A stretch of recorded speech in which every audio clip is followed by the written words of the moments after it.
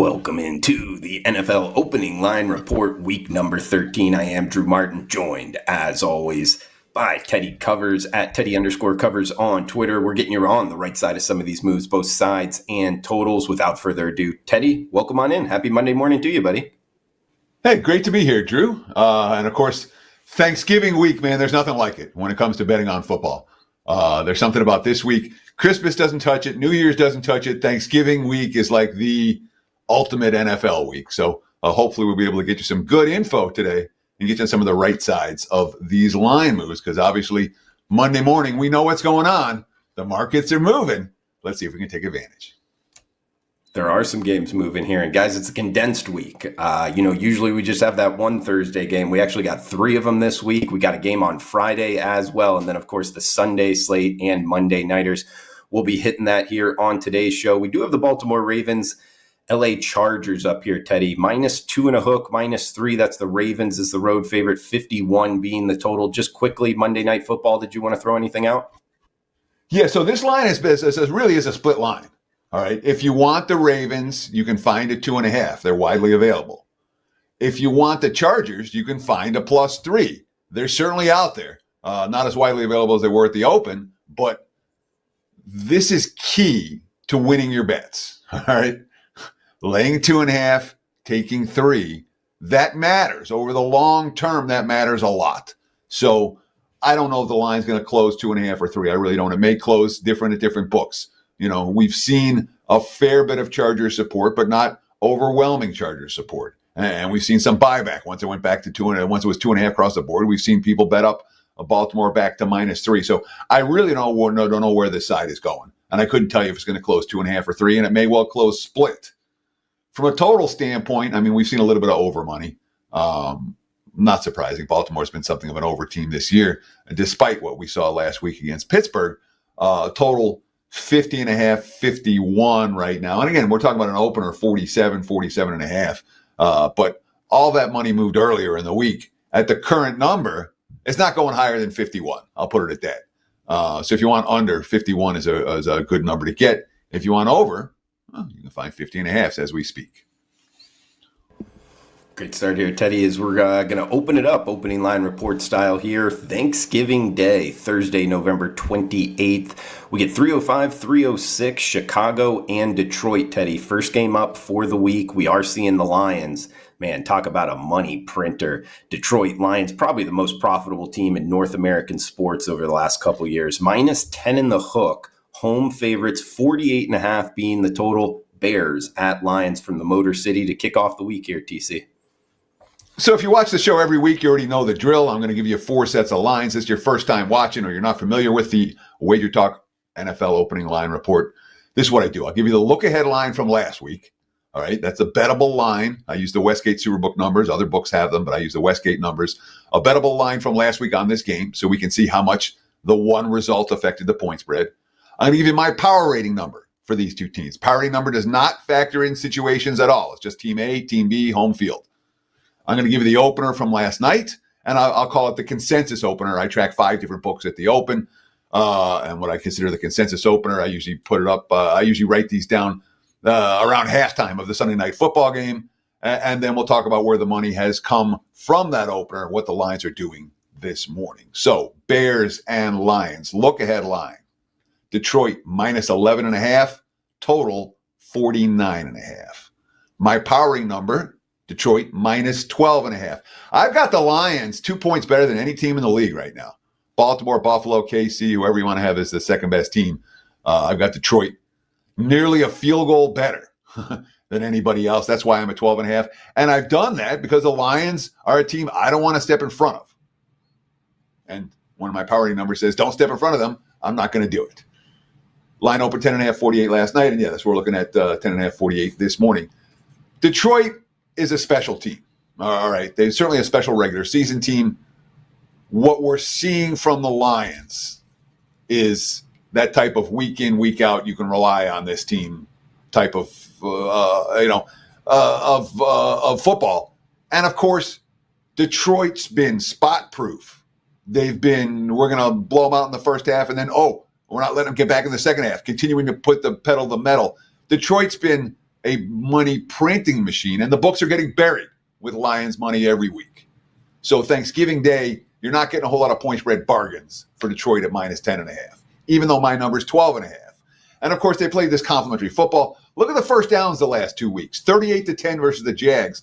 Yesterday was 26-11 against the Colts. How about this? The Lions won 9 in a row. Only 3 of those wins have come by fewer than 10 points, and 3 of them have been by more than 37 points. All right, defensively, they've been phenomenal of late. Dan Campbell, this is whatever it is, 10 quarters without allowing a touchdown in the last 3 games in the second half. We're not allowing it. We talk about it all the time. Limiting points, play physical style, shut down the run. We were able to do that. Dan Campbell, we have an identity about us. We know the critical factors they pertain to winning, and these guys take that stuff serious. We've been around each other long enough, and they've been around each other long enough to know exactly what we're looking for. So, Detroit's a team I have no interest in stepping in front of, and little interest in backing. They're hard, there's not a ton of value with the most public team in the NFL. The Bears, there were some really positive signs yesterday. All right. Caleb Williams threw the ball all over the field, a handful of, unbelievable throws. The kid has a howitzer arm. You can understand why he was the number 1 overall pick in the draft. And yet they lost their 5th straight game. 3 of them have been decided on the final play. They're 5-18 now in one-possession games under Matt Eberflus. And there were some issues yesterday. The defense couldn't stop anything. They gave up 200-yard receivers and a 100-yard back and allowed 7 yards per play. The Vikings were in the red zone 7 different times. They had a bad muff punt lead to a cheap Minnesota touchdown. That ended up being the difference in the game. And Caleb Williams after. I think we got better in all 3 phases. We've gotten better over these past couple games. I think today was a testament to that, being decisive, receivers and everybody. Yeah, except for that your defense sucked and your special team sucked again, which could be a concern. I made a case for the over for this game on Wager Talk today. I did a big game breakdown talking about this. It'll be a free standalone solo video. We'll post that later in the day. But my lean here is over with Caleb Williams chucking the football around. For as good as the Lions defense has been, I think Chicago has a decent chance to trade points with Detroit in a series that really doesn't have a whole lot of blowouts. Yeah, except for your defense and your special teams. That was very well played there, Teddy. We get 307, 308 up next, guys. Rotation order: New York Giants, Dallas Cowboys. Cowboys minus 4-point home favorites, 39 being the total. The middle game on Thanksgiving, Giants and Cowboys, TC.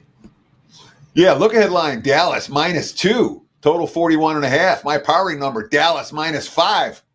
Which tells us where I think about the Giants. I got the Giants dead last in my power range right now. They were a quit team yesterday.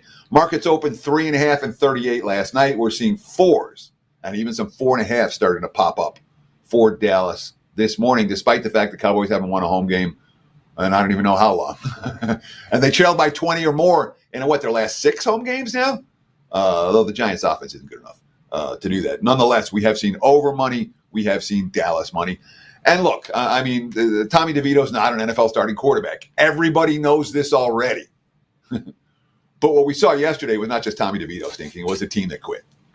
Defense, no sacks. They allowed 4 touchdowns and 5 red zone tries. Obviously, when you're benching and then releasing your starting quarterback for no reason, then they lost Jeff tackle Jermaine Illuminor on the opening drive that put the 3rd string tackle into the game for the lowest scoring offense in the league. But, some of the quotes after the game, Illuminor after the game, quote, "I personally don't think everyone's giving 100%. Dexter Lawrence, we played soft and they beat the shit out of us." Brian Burns, I'm trailing at home 30-0 after their bye week. Quote, "That's ass."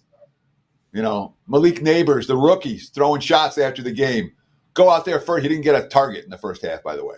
Go out there first, second quarter, don't get the ball, start getting target at the end. You can't do that. Start getting the ball when it's 30-0. What do you want me to do? I don't know. Talk to DeBall about that. Yeah, the Giants are unbackable. All right. They're unbackable.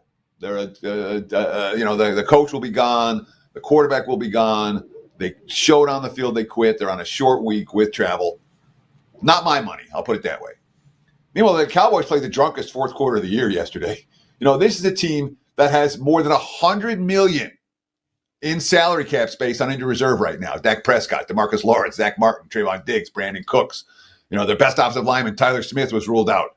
They had 2 missed field goals attempts. They had a deflected punt. They had a penalty on a kickoff. And they won the game. Obviously, it was an insane game. The first game in the Super Bowl era to have 2 missed extra points, 2 kickoff return touchdowns, and a blocked punt. Cooper Rush, afterwards, a lot of games left. We're sitting at 4-7. This is why you play them. Positive signs for Dallas, none for the Giants. I can only play Dallas, and I don't know if I want to play Dallas at home. I really don't.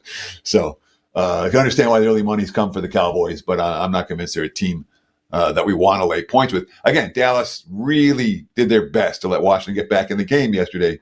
Washington just was unable to take advantage.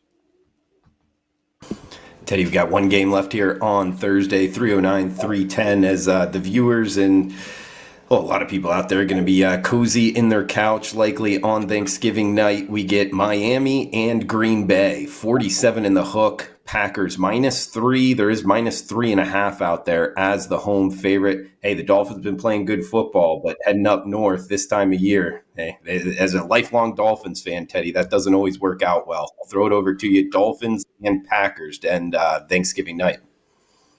Look ahead line, Green Bay 3.5 and 47. My powering number, Green Bay 3.5. The market's open 3.5 last night, and it's still a split line today. If you want Miami, you can find 3.5. If you want Green Bay, you can lay 3. I don't know how long that's going to last. Total, we've seen a little bit of over money, 47.5. Now we're seeing some 48. I mean, a couple of 48s out there, nothing significant. To be honest, this side and total really hadn't done a whole lot since the opener. Positive signs for Miami. That was the best Tua's looked all year yesterday. Really was. Jalen Waddle, Tyreek Hill, Jonnu Smith all had big receiving games. They outgained New England 5.7 yards per play to 4.3. There is a concern they couldn't run the football, even with the lead, 24 carries, 65 yards on the ground. That is definitely a concern here against the Packers, because that's one of the things you want to do against Green Bay is run the football. The quotes coming out of the team are very positive. Out of the locker room, Tua, who entered the game having completed 73% of his passes for the season. That was first in the NFL. 11 touchdowns versus only 1 pick since returning from injured reserve. Obviously, they faced a weak schedule during that span. I like this quote in terms of bet on for Miami. Quote from Tua: "We're still below the 500 threshold, and it's a long way to where we want to get to. We'll enjoy this win, but this next one is going to be big for us." And they've been talking about this game literally since their bye week, when they looked at the schedule and saw we got 3 patsies and then we got to go to Green Bay, and Green Bay is the game we can get to 500 at. It's a quote I remember seeing from a couple of weeks ago, and it's clearly a game where the focus will be there for Miami, even though some of the results in cold weather haven't been all that great. As for the Packers, yesterday was pretty easy. For Green Bay, real easy for Green Bay. San Fran didn't show up, and a lot of positive things nonetheless. Jordan Love, it's the NFL. They've got good players. We had injuries. Guys are banged up. You got to find a way to win no matter who's out there. It's tough for them, but we'll take the win 30-10, obviously. Josh Jacobs became the first player in the last 55 regular season games to rush for 100-yard against the 49ers. The longest, by the way, a team had gone without allowing a 100-yard rusher since 1955. Green Bay accomplished something with that. And Jacobs' quote after the game really stood out to me. Quote, "I came here to Green Bay because I'd seen them winning." A guy who spent his first 5 seasons with the Raiders. "I have won a lot in my career. That was a big thing for me when I'm making a decision."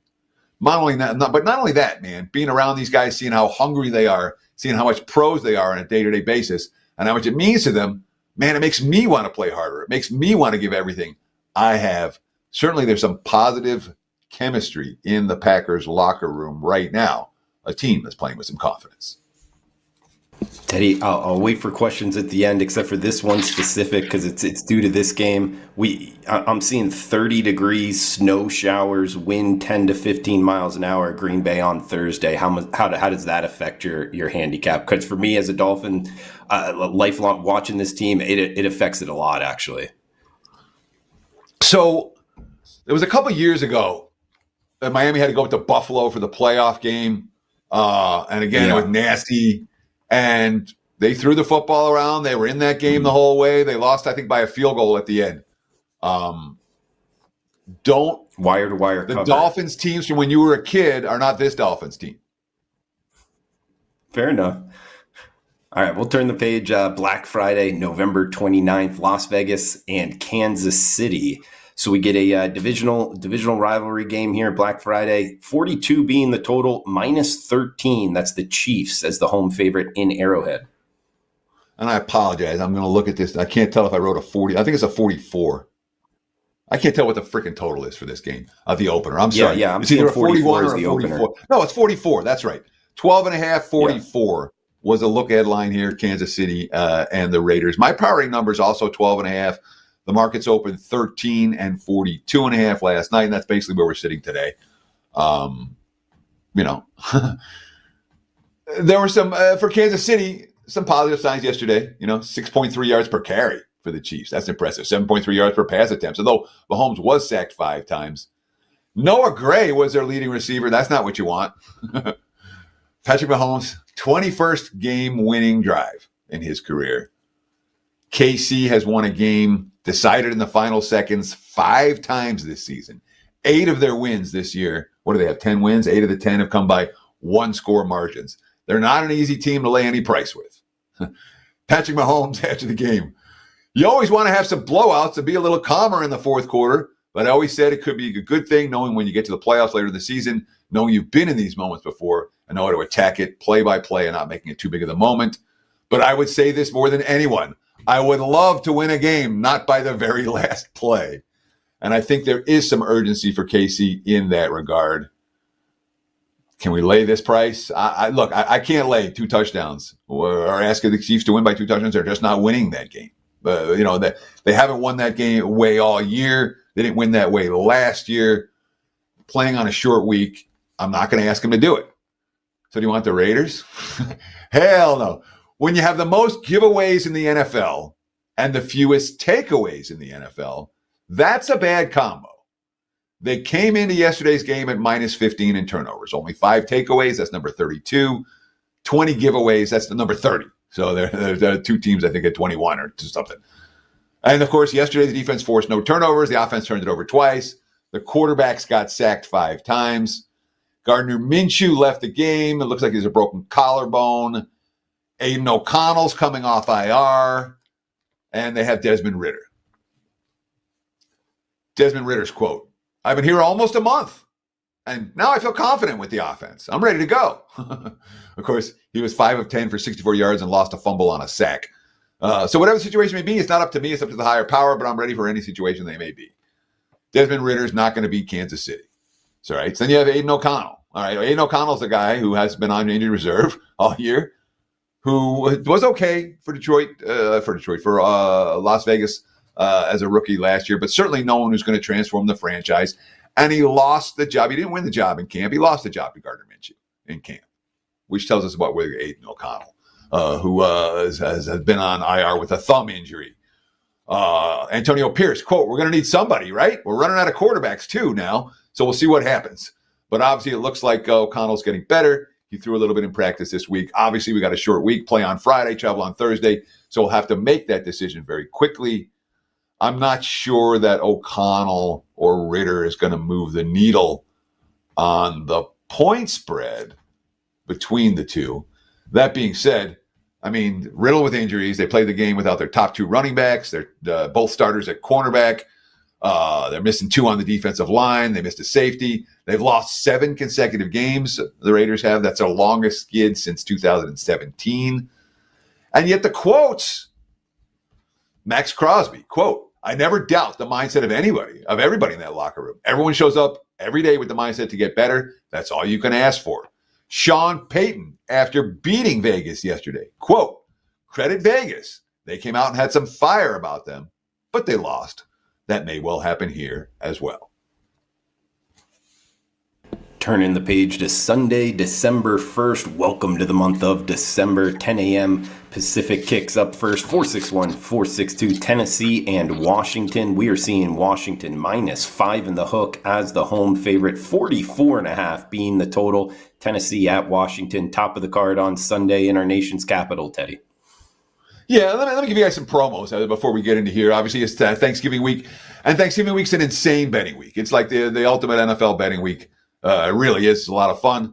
That being said, bet with your head, not over it. This is a week where if you have gambling addiction issues, they tend to come to a head. You have to be able to watch games without betting on them. You have to be able to go through life without thinking about betting all the time. If you're having issues, call and get some help, because this time of year, it can be a big deal. I do have a couple of promos. TC365, that's going to get you all 1 year all access for $99 a month. Every play, every day, every sport. TC365 at checkout. You get $50 off any 30-day pass. That's all access. NFL 30-day pass, college football, NBA, football combo code, whatever you want. $50 off any 30-day pass. Just use promo code Teddy30 at checkout. So TC365 for 1 year, all access. Teddy30 for any 30-day all access pass. Two great deals right now on my page, wt.buzz/TC. And the NFL has been good to us. 67% over the last 9 weeks in the NFL. We're making money. And obviously a 5% big ticket for Monday Night Football if you want to get on board. We talk about Tennessee and Washington. Look ahead line, Commanders 843.5. My powering number 5.5 for the game. And the markets agree with my powering number. Opened 5.5 last night, total 43.5, 44. We've seen over money come today. That's been the big line mover on this one. 44.5, the current prevailing total. The 5.5 really hasn't moved off the opener. The Titans, I had the Titans yesterday plus the points in Houston, and that game made me freaking crazy. All right. Will Levis was sacked 8 times. He was under constant pressure. He held the ball way too long again and again. And yet he finished with 11.6 yards per pass attempt and 2 touchdowns. They ran the football effectively all day. Tony Pollard, 24 for $119. Levis threw a pick 6. They fumbled a freaking punt return in the game. So you lose 2 possessions. You give up a cheap touchdown, and they still won straight up as underdogs, which tells you the potential for Tennessee. You know, despite all of those screw-ups, despite those mistakes, they found a way to win the game. The run defense was absolutely dominant, as it's been for much of the season. Joe Mixon, 14 rushes, 14 carries for just 22 yards. Explosive passing game. 3 plays of 30 yards or more, just like they did last week against Minnesota. Coach Callahan, after the game, I'm really proud of Will. He's done a lot of things to get him back in the right place, mentally and physically. It was a really good performance. And of course, Levis himself. It feels awesome. A lot of people working really hard to get a win like this. I'm just happy for the organization top down. You do wonder about an exhale for Tennessee, who's been fighting hard without getting a victory. And this could be the exhale game. Now they got one. That being said, I mean, the Commanders, what do we do with Washington right now? The 7-2 start? Now they're 0-3 their last 3. The Cowboys defense entered that game, 29th in scoring, 23 in yards. Washington couldn't move the football in that game. 319 yards yesterday. That's the first time in the 3-game span they've gotten 300. Remember, this offense didn't punt for like 2.5 games earlier this year. All right. Now they're struggling with the football. What's up? Well, we got game film on Jade Daniels, and the offensive line's banged up. Last 3 games, the running backs just 3.2 yards per carry, 181 yards combined. And obviously yesterday they found a way to rally back to tie the game and then lost on the missed extra point, and then the onside kick got returned for a touchdown. Insanity. Jaden Daniels, quote, anytime you lose a game or you lose a game in that type of fashion, it's very difficult and it's tough, but it never comes down to one play. There's plays throughout the game where little things add up to big things. Lots of injuries. Austin Eckler got concussed on the kickoff return, taken to the hospital. That's a concern. Brian Robinson left with an ankle injury, returned, and then he left again. Andrew Wiley, the right tackle, concussed in the 3rd quarter. The center, Tyler B.A., I always mess up how to pronounce his last name, the kid out of Northwestern, he got a concussion in the game as well. Marshawn Lattimore still hasn't been in the lineup. Not sure he's going to get there with his hamstring injury. So Washington, for as good as they were earlier in the season, I think it's a Commander's spot. I'm not sure I'm comfortable laying 5.5 of them. Teddy, we'll move down the list here. 463, 464, 10 a.m. Pacific kick. It's the LA Chargers and the Atlanta Falcons. We're seeing mostly -1.5. That's the Chargers as the road favorite, 47 being the total. Do note the Chargers playing Monday Night Football, so it's a short week with travel here for the Chargers side of things, Teddy. Chargers at Falcons from the ATL. Yeah, some of these are going to be short because I'm going long on the others, and there's lots of games like this one where there's not that much to discuss. Atlanta, -1, total of 45 was the look-ahead line. My powering number has the Chargers -1. As you mentioned, the openers has Chargers. There was anywhere from pick to 1.5 for the Chargers at the open, 48. And obviously we've seen pretty much that's the way it is now. You can get pick, you can get -1, you can get +1, you can get +1.5. Looking at the free Wager Talk Live odds screen, that will change after the game tonight, as you mentioned, the Monday Night Football against the Ravens. And then they have a short week traveling east for an early start game, which is not an optimal spot. The Falcons, certainly a much better spot from a spot standpoint. It stands out for Atlanta. Chargers are off Monday Night Football on a short week, traveling west to east for an early start game. Atlanta's off a bye following back-to-back losses, falling late against New Orleans and blowout at Denver. Clear Falcon spot. I'm surprised. I would not be surprised if we see Atlanta take some money, whether the Chargers win or lose this evening. Next one up, 465, 466, Pittsburgh and Cincinnati. It is 47 being the total with the Bengals -2.5. Looks like a -3 out there, but mostly 2.5 in juice. Bengals hosting the Steelers. Next game up, Teddy. Look at line, Cincy 2.5, 47.5. My powering number is only 1 for the Bengals. The market's open 2.5 and 47 last night, so a slight tick to the under. And that's pretty much what we're looking at right now. Pittsburgh, they allowed only 1 of 10 on third downs against Cleveland, but then they gave up 4 of 4 on fourth downs. It was the difference of the game. They had 35 minutes of possession. They were +2 in turnovers and still lost as favorites. That's a red flag. That being said, they rallied back from a double-digit deficit on the road, and then they shanked a punt, which set up Cleveland for the game-winning touchdown drive. Those aren't huge negatives. Interesting, the comments from George Pickens, the wide receiver, after the game. Conditions played a huge, huge part in today's game. I don't really think the Cleveland Browns are a good team at all. I think the conditions kind of saved them today. That's what I'm saying. Well, the conditions and the away game refs. You don't usually hear Steelers players complaining about the weather. That being said, Russell Wilson, through 3 quarters, only had 3 incompletions and 204 passing yards. There's things to like about Pittsburgh. I don't take too much away from the loss against Cleveland on the short week, and they will have extra time to prepare here. Of course, Cincy has extra time to prepare well. They're off a bye, but they're 4-7 with the 1-point loss to the Ravens and the last-minute loss to the Chargers after McPherson's missed field goals. I'm interested to see if Cincy comes and plays with passion down the stretch at 4-7. The Bengals are a team, again, the veteran teams that aren't going to the postseason. Sometimes, I'm not going to say they look like the Giants, but sometimes you don't get the full level of effort from those squads down the stretch of some of these ball games. So my initial lean towards Pittsburgh plus before I would take Cincinnati minus, even though the Bengals are coming off a bye. NFL opening line report each and every Monday, 10 a.m. Pacific time. Teddy covers, Drew Martin breaking it down for you guys. Remember the promo code TC365 at checkout. 1 year all access with Teddy covers, coming out to just $99 a month. We got the Thanksgiving special as well. 7-day pass for only $69 starting at midnight tonight. So you can get both of those with Teddy covers or myself, Drew Martin. 5% up for Monday Night Football. Great day to check out the website. And Teddy, we get 467, 468 up next. Indianapolis and New England. Colts -2.5, 42.5 being the total. I correct you with the utmost of respect and humility. But if you want the 7-day all access pass, you can get it at 8 o'clock Eastern, 5 o'clock Pacific time tonight. You don't have to wait till midnight if you want to get on board for the all access. Nice catch. Though that is not available as we record now, it will be available tonight again after 5 o'clock Pacific. You get that 7-day all access, just $69. A great look. You want to spend a couple of bucks and get every play for Thanksgiving week. This is the deal. If you want to get on board with a serious package and partner up and let's make some money long term, the other 2 possibilities are also good deals, but they're more expensive. So $69, 7-day all access starts again 5 o'clock Pacific, 8 p.m. Eastern tonight on Monday. We're talking about the Colts and the Patriots right now. And Indy, look ahead line, minus 241. Powering number, minus 2.5. Markets opened, Colts, minus 2.5, 42.5 last night.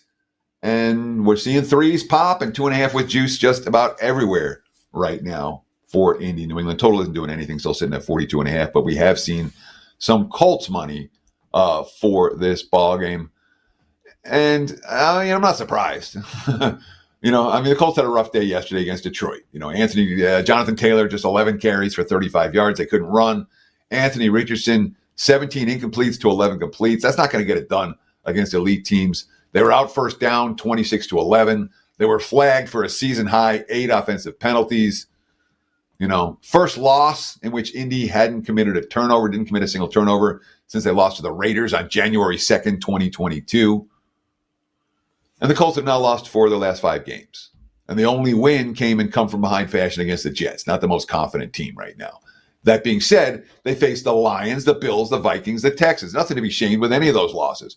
You look at them down the stretch, bottom feeders, man. Pats, Titans, Giants, Jags. The only step up is at Denver.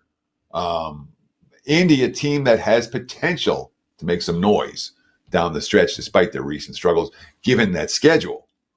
Shane Steichen, quote, "We got to take advantage of our opportunities. This league comes down to inches, comes down to yards, and you got to take advantage. We've had issues down in the red zone. You have to look at the tape and clean it up."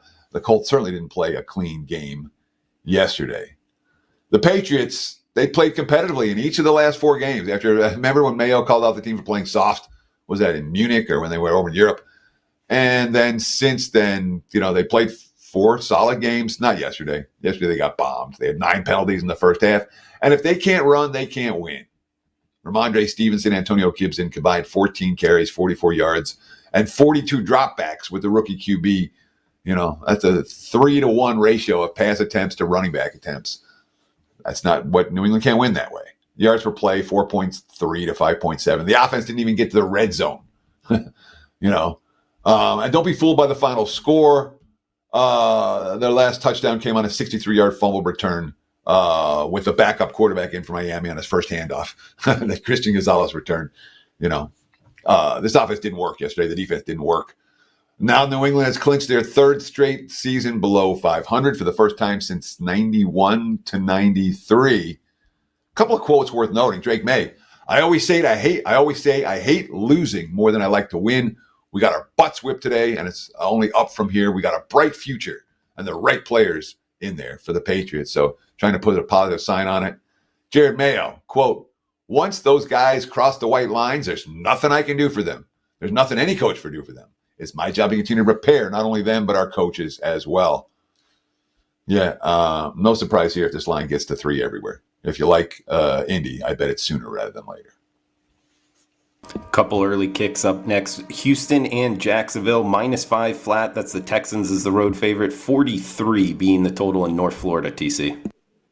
Look ahead line, Houston, -7 and 42. My powering number, -7. That's a Trevor Lawrence is not playing power rating number. We've seen some money and some line moves that indicate that Trevor Lawrence could be playing in this ballgame. But my powering number, that is a Mac Jones powering number. And I think it's a pretty significant difference between the two. Not just in terms of their abilities, but in terms of how Jacksonville is going to respond and if they're going to be capable of playing.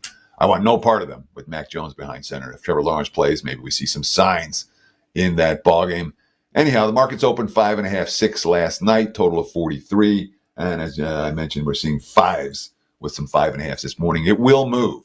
This line will move. 43 still the total as Trevor Lawrence's status is determined.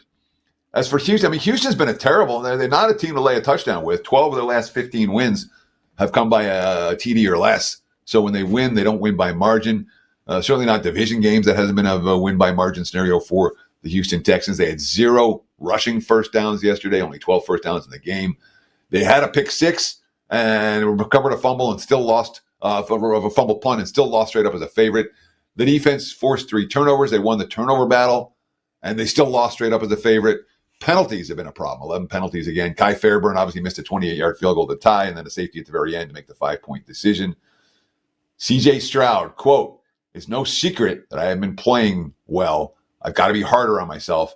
I'm not going to hold my head down. I know it can be a great player, but I've got to make better plays. Stroud, of course, with more interceptions in 9 games this season than he had in 15 games as a rookie last year. D'Amico Ryans, just disappointing loss for us. We didn't do anything well enough to win this game. Out of all the positives we did have, there were way too many negatives. Although positives, their pass rush was absolutely dominant. Yeah, Will Anderson Jr. returned back in the lineup after missing the last 2 games. And with Anderson on one side and Danielle Hunter on the other side, it's a really tough pass rush to stop. So that could be a problem for a Jacksonville team that is, 0-4 their last 4, off a 12-7 home loss to the Vikings and a 52-6 loss to Detroit. And they've had offensive line issues all year. So it could be a big matchup advantage in Houston's favor, but Houston hasn't been real good at covering these type of numbers. We get Arizona and Minnesota up next. Looks like the Vikings -3.5 across the board as the home favorite. 45 and a hook being the total. Cardinals at Vikings. Next game up, TC. Look ahead line, Minnesota -3, total of 48. My powering number has the Vikings 4. The markets opened last night, split number 3.5/4, total of 46. And as we look today, we've seen a little bit of under money, 45.5/45, the total. And the 4s mostly have been taken out. There's still a couple out there, but many more. The 4s, the 3.5 is widely available. The 4 you have to shop for right now for the Vikings and the Cardinals. So we've seen a little bit of Arizona money and a little bit of money towards the under.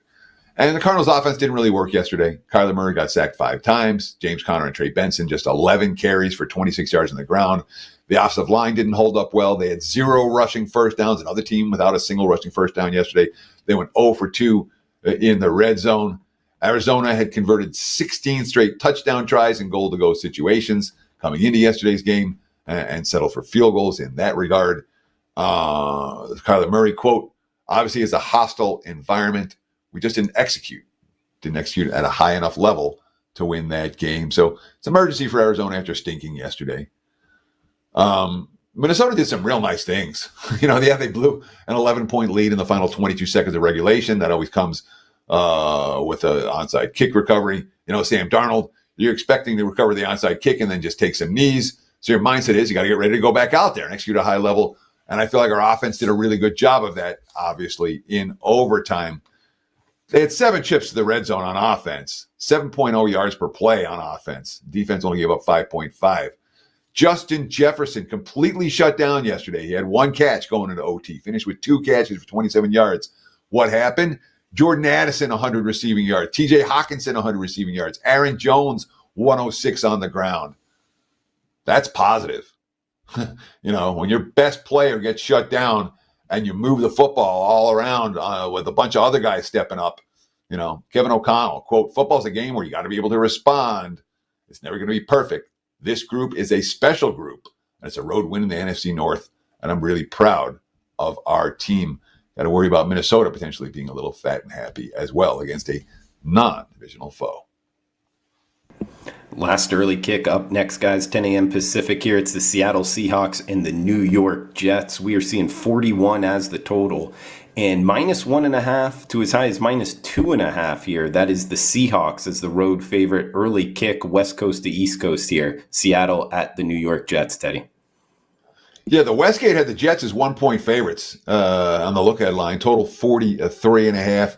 That did not last. My powering number is Seattle 1.5. The markets opened 1.5 and 42 last night. And we're seeing lots of 2s, even 2.5s popping up for the Seahawks. If you like Seattle, I would probably play them sooner rather than later. Seahawks really a dominant defensive showing yesterday. Leonard Williams, 6 tackles, 4 quarterback hurries. They had a leadership meeting. He talked about it after the game. They had a leadership meeting following their bye week 2 weeks ago. And they declared the rest of the season, quote, a playoff run. Quote, I don't think that made it just crunch time for us. We understood the urgency of getting the job done. And they're able to do it in a game where they only scored 16 points and the passing game shut down for extended stretches. Of course, the Jets, any bet on the Jets is a leap of faith that I'm not going to make. They're 3-8. Two of the three wins came against the Titans and the Pats. The third came at home on a short week against Houston. They're off a 1-point blown lead to the Colts and the bye week after that debacle no-show game against Arizona. The GM's already been fired. The head coach has already been fired. The offense coordinator's already been demoted. There's nothing they're going to do. Aaron Rodgers' signing has cost a lot of people their jobs, and I'm not convinced that Rodgers won't cost more people their jobs before this season is through. On to the afternoon kicks up next. 475, 476, making our way down in rotation order using the Wager Talk live odds screen. It is 1:05 p.m. Pacific kick. Tampa Bay and Carolina. Buccaneers -6 at most shops. There is 5.5 out there. 46 in the hook being the total. Look headline, Tampa -7 and 41. My powering number, Tampa -5. Markets opened 5.5/6, 46.5 last night. And we're seeing mostly sixes, right? There are a couple of 5.5s out there for Carolina, but mostly -6, mostly 46.5 as we speak. Baker was really good yesterday. 24-30, 294, no interceptions, no sacks. The team had 4 rushing touchdowns. It was 30-0 before garbage time. Yards per play, 7.3 to 4.4. 4 touchdowns and 5 red zone chances. And again, they faced the Ravens. They faced the 49ers, the Chiefs in their previous games. When you step down in class after facing the quality competition, and they faced the 49ers in a game that they didn't play as poorly as yesterday. Though San Fran didn't play well in that game either. But certainly when you're stepping down in class, makes a big difference. And when you're stepping up in class, they've only one team left, the Chargers, one opponent left with a winning record. So there's certainly room for a late season run for Tampa. Baker, quote, "We're hoping it builds confidence. We still have a belief that we're still sitting and controlling our own destiny." Mike Evans back and healthy on the offensive side. Both starting cornerbacks, Zine and McCollum, back yesterday after the bye week. 11 different receivers caught a pass in that ball game. That's a sign of a quarterback doing good things. That being said, I like teams like in situations like Carolina. All right. That was I know they lost the game to Kansas City yesterday, but don't tell me that wasn't a confidence boost for a team that's been awful in recent years, standing toe-to-toe with the 2-time defending Super Bowl champs. And the fact that they didn't win means there's no, yay, let's go celebrate, like I'm worried about with the Titans this week. The fact they lost the game, the hunger and urgency is still there. So that tends to be a bet on spot. I like teams in general in the spot that Carolina's in. They scored 27 points versus the KC defense, only punted twice in that ball game, gained 5.8 yards per play. Bryce Young only got sacked twice. He had no interceptions. You know, this is a team that came into the game dead last in offense and 30th in total points, and they moved the ball up and down the field throughout against a quality defense. Dave Canales, quote, "Bryce is certainly making the most of his opportunities. He's making a statement to all of us, showing us he can make plays in critical areas. Did a great job extending today." They struggle a little bit in the red zone, and that does worry me in a game where they're likely to have to score touchdowns. But their arrows pointed up for Carolina right now, which is something I haven't said in, the last 2 years, at least, maybe 3. Definitely been a while, but yeah, 2 bet-ons. Picking up what you're laying down there, Teddy, as we move down the list. 477, 478, LA Rams, New Orleans Saints. It is the Rams split line as we're talking right now, Teddy, -2.5 or -3, depending where you're shopping. 47.5 being the total. Rams at Saints from the Big Easy. Yeah, look at line here, LA -3, 46.5. My powering number here is a pick'em on the game. The Rams, and I've upped my Saints power ratings the last couple of weeks since they fired their coach and they won back-to-back games. They're coming off a bye. So I talked about the Saints as being a bye team on Bet on it a few weeks back. And I've got the Saints under 7.5 wins, season win total-wise. I'd love it if they lost this game. I'm not convinced they will. That being said, like I said, I have the number pick'em in my power ratings. The market's open 2.5, 46.5, and we're seeing Rams money. As you mentioned, the 3 are starting to pop. If you like LA, there is some urgency Of course, they're off a Sunday night football loss to the Eagles. They were dominated the line of scrimmage in that game. They were outgained by 2.5 yards per play and nearly 200 total yards.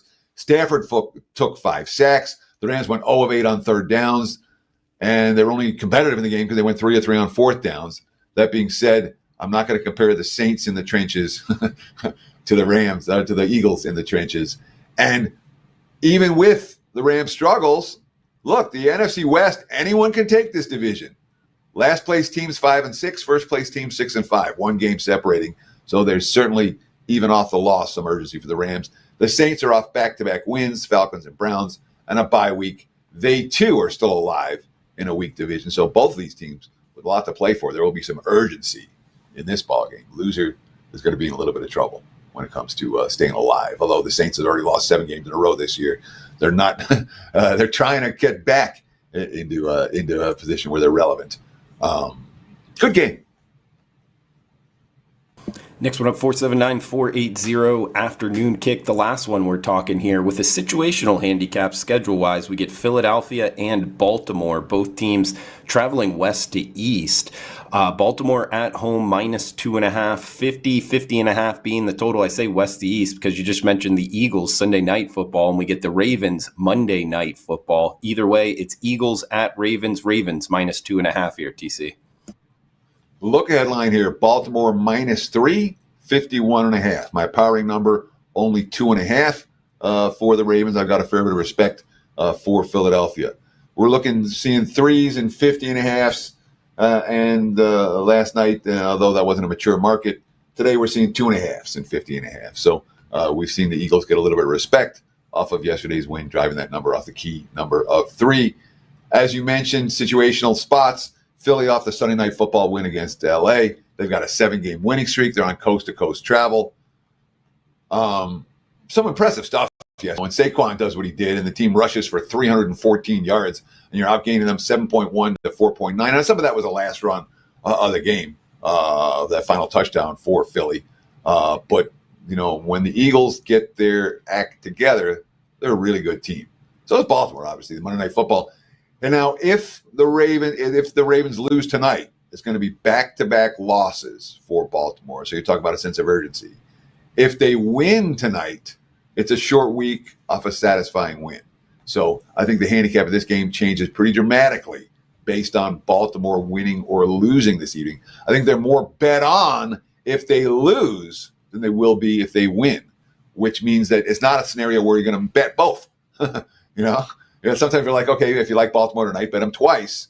This isn't that. Fair enough, Teddy. As we got Sunday night football up next, guys, we got the Monday nighter. Feel free to throw out any questions. We'll probably have a couple minutes here. No bye weeks, though, so not a lot of time. Do have a couple questions in the chat. Feel free to fire away. Also in the comments below, guys, and we'll answer them on next week's show.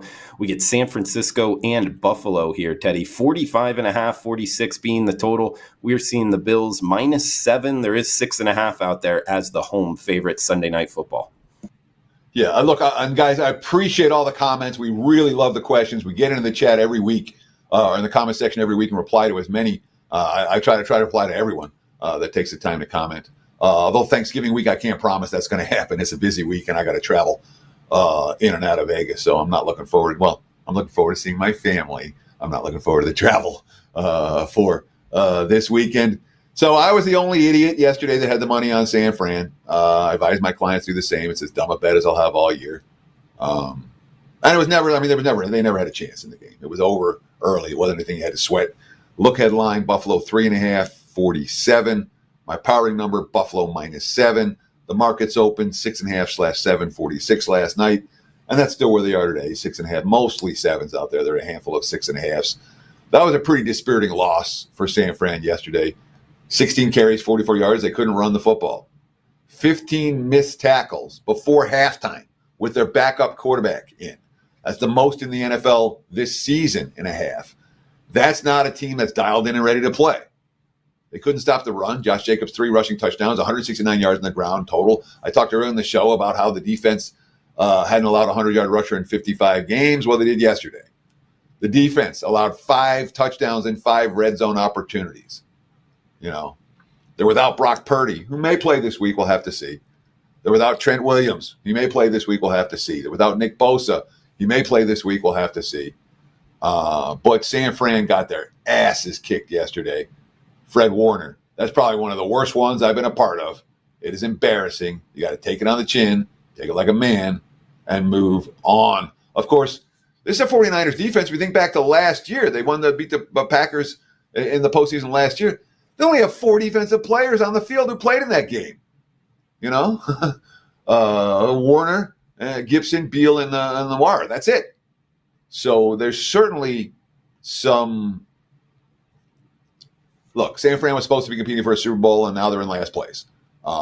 Teams like that, when they travel east and play in a weather game, you know, you do worry. Kyle Shanahan, you have those 3 turnovers, and all 3 led to touchdowns with 21 points. You top that with the penalties and stuff.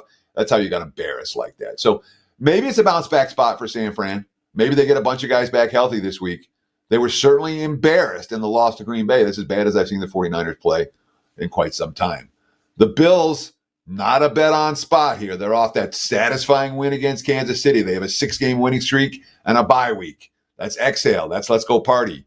That's not let's focus on the film. So I don't know that I'll be laying the touchdown with Buffalo. And note this line isn't 7.5, despite how awful San Fran looked. But we'll see the number move based on the 49ers quarterback situation.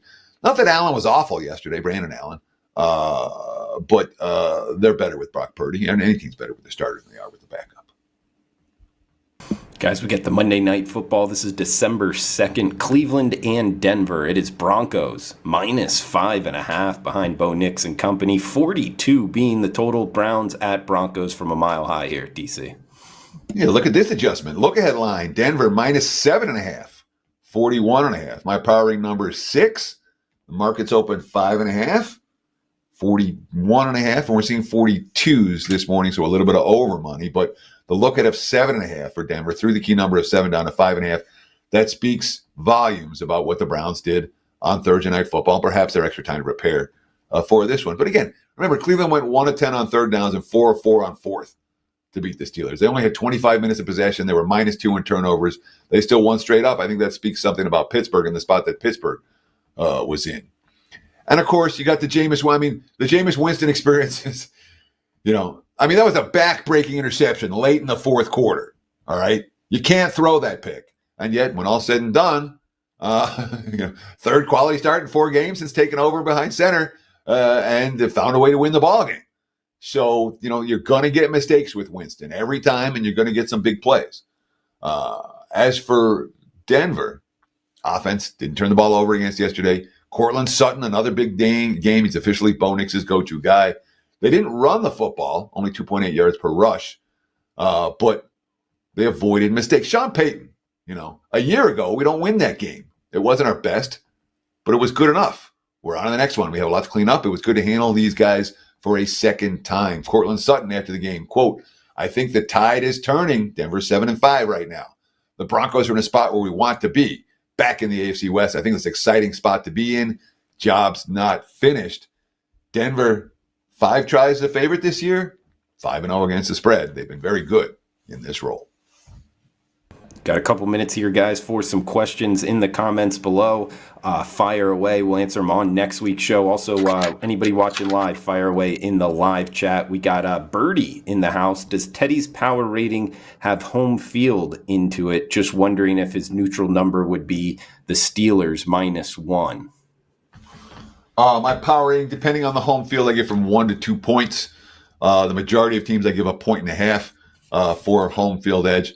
So I'm not a home field edge guy. So what number did I have with Pittsburgh? I had Cincy 1. So my number would have Pittsburgh as a favorite, barring the home field edge.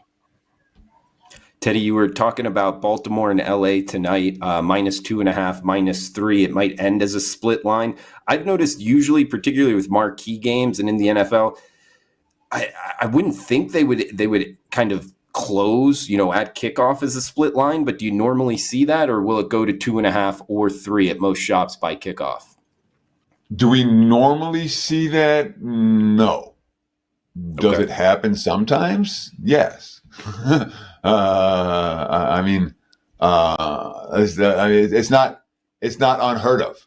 It's not impossible. It's not each individual book. We talk about the markets as a whole, but each individual book is going to set their own number based on whatever action they're getting and the liabilities that they have. So, it's going to be book by book. And I haven't seen the market like across the market, like boom, we're taking out all the 2.5s or we're taking out all the 3s. We saw that early in the week when they took out all the 3s and bet it down to 2.5. But now that the markets have bet back up to 3 at some shops, I'm not getting a sense that that's going to happen between now and kickoff. So it's not unheard of or impossible or any of that stuff to have a split line, even as we approach kickoff. But it's certainly not, it's not unheard of. Teddy, does anything in your handicap for the NFL change this week with Thanksgiving? The short week with Thanksgiving Day games, but anything with these teams traveling Friday or Sunday games that would affect your handicap? So again, the Thursday night games are a little bit random. All right, they are. They're in my mind, they're a little bit more random than your average game. On Thursday nights, Thursday games, we look to bet against rookie coaches and sometimes rookie quarterbacks. They have a harder time preparing and getting the game plan together for a Thursday night contest. Thanksgiving Day is not a day that I'm, we've seen the public have some very big Thanksgivings. I'll just leave it at that. It's not all right, let's fade the public every opportunity type of option, type of scenario. It's not, fading the public on Thanksgiving's been hit or miss. I'll just leave it at that. Guys, check out Teddy Covers, wagertalk.com. TC365, the promo code, 1 year all access for $99 a month. TC365. And then we mentioned at 8 o'clock Eastern, 5 o'clock Pacific, we get the 7-day all access pass. You can get that huge discount, wagertalk.com. Get the whole week of service at a big discount. Teddy Covers, Drew Martin, two of the top NFL handicappers on the website. 5%'s going tonight. Teddy, anything else you want to throw out there for this week? Your plans? Any words of advice here for the watchers? Yeah, look, this is a bet with your head not over it week. All right, be careful out there. That being said, it can be a great week. I love Thanksgiving week, and there's action literally all day, every day. I'll be flying out of town on a Wednesday morning. I get back on Saturday, and I'll be sitting where I sit every week, watching the NFL next Sunday, taking my notes, making my live bets, and prepping up for the opening line report. So I'll be back in Vegas on Saturday, plenty of time for the games on Sunday. And it's important. Thank you, guys. We appreciate you. Thanksgiving time, we give thanks to all we have, and I really appreciate all the support this show has gotten, not just this year, over the many years that Drew and I have been doing it. We genuinely, thanks for watching. Enjoy the games, and good luck with your bets. I second that, guys. He's Teddy Covers. I'm Drew Martin. That's going to do it for the show. We'll be back next Monday. Come back and join us. Comment below. Smash that like button. And, hey, happy Thanksgiving out there. Thanks for tuning in. Enjoy the rest of your week, guys.